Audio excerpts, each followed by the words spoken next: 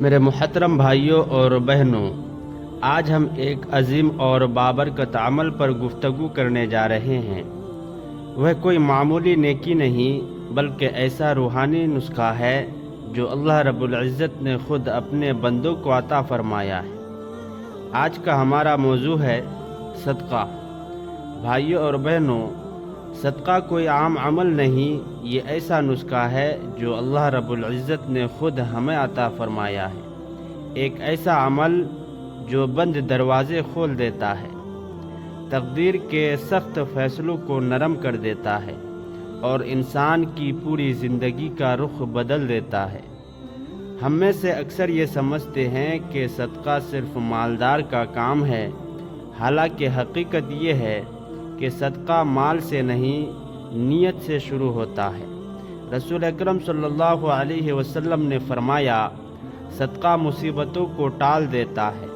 سوچئے، کتنی ہی بیماریاں ایسی ہیں جو دوا سے نہیں جاتے، کتنے ہی مسائل ایسے ہیں جو عقل سے حل نہیں ہوتے، لیکن ایک چھوٹا سا صدقہ اللہ کے حکم سے سب بدل دیتا ہے۔ ایک شخص کی زندگی تنگی میں تھی، رزق میں برکت نہیں، گھر میں سکون نہیں۔ اس نے کسی بڑے عمل کا نہیں سوچا، بس نیت کی، یا اللہ میں تیرے لیے دے رہا ہوں۔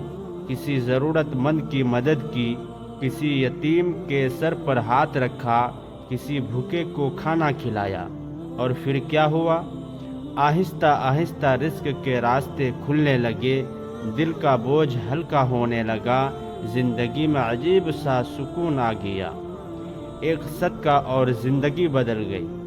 اللہ تعالیٰ قرآن میں فرماتے ہیں، اگر تم صدقہ دو گے تو اللہ اسے کئی گناہ بڑھا دے گا۔ یہ اللہ کا وعدہ ہے اور اللہ اپنے وعدے کے خلاف نہیں کرتا۔ یاد رکھیے، صدقہ صرف دینے والے کے مال کو نہیں بڑھاتا، یہ اس کے دل، اس کی دعا، اس کی تقدیر کو بھی بدل دیتا ہے۔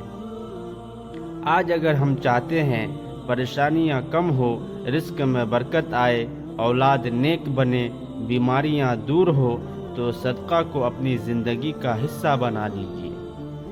روز تھوڑا سا ہی صحیح، لیکن مستقل۔